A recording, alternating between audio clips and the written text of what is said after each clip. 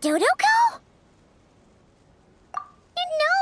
There really is a Dodoko over there! And it looks just like... It looks like Barbaloth! Oh my, what a coincidence this is. Traveler? Paimon? Why is there something so fishy about hearing such a powerful fortune teller use the word coincidence? Perhaps, but it's no lie. This truly is a pleasant surprise.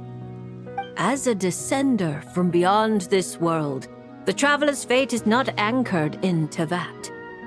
Hence why most fortune tellers, including myself, are unable to predict your future. Hence why most fortune tellers, including myself, are unable to predict your future. But happily, this particular coincidence couldn't have been any more fortuitous. I recently happened to glimpse a peculiar omen.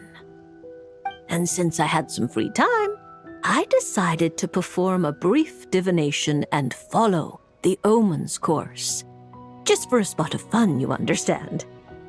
Oh yes, and while I was following this omen, I caught a few ethereal threads of fate and glimpsed the faces of their owners. Here, take a look for yourselves.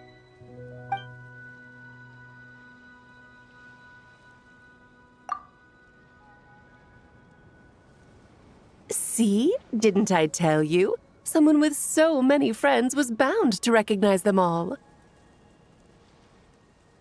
Hi, you two. It's been a while, hasn't it? I thought I'd lend a hand with Barbie's divination. Indeed, if Alice hadn't insisted, I'd have treated these names as minor variables and discarded them from the divination. But then you would have missed out on this fun little excursion, wouldn't you?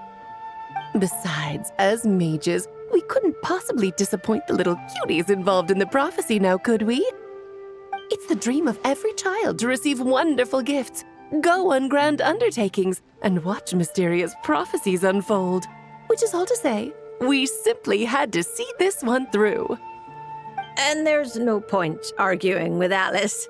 Anyway, if I can gather these minor variables together, I should be able to adjust my divination. So here I am, seeking them out, and if possible, offering them a little fortune-telling. I don't have time to go around divining things like that, but I'm sure it won't be long. Is that why you've set up this stall? So you can sit and wait for them to arrive? Don't worry, I'm not just sitting around twiddling my thumbs. This Dodoko is simply a stand-in. I'm still working on my research. That's right. And I installed sensors on Barbie's Dodoko. As soon as the right person shows up, she'll receive an instant notification. And Dodoko will give a happy little wiggle to make sure our visitors are drawn on in. What are you doing back here? Take your arm off that. You'll knock my scryglass onto the floor. And hold that cup steady. I don't want you spilling hot chocolate on my manuscripts. All right, keep your hat on. Just 1 second. There you go, Barbie. This one's yours. I hardly put any sugar in it, I promise. When you say hardly any sugar, I can't help but feel like we're not speaking the same language. Back to business. After we followed up on Barbie's divination, I was hoping to gather everyone involved, that is, and throw a huge party. I've even decided how we can send out the invitations. Don't worry, I've already picked out the most beautiful birds available. Picture it. In the dead of night, a huge, pure white bird flies through your window with a mysterious letter in its beak. Then you open it, and a whole new world appears before your eyes. Unfortunately, as I told Alice, doing that would only serve to disrupt the path of fate. Besides, dealing with such small prophecies is a real pain, so it's off the cards. Fate is such a spoil sport. Nevertheless, we can still have a party. When the time is right, I'll invite everyone myself. And as I do hate waiting for parties, Traveler, Paimon, can I leave the job of bringing your friends here to this stall to you?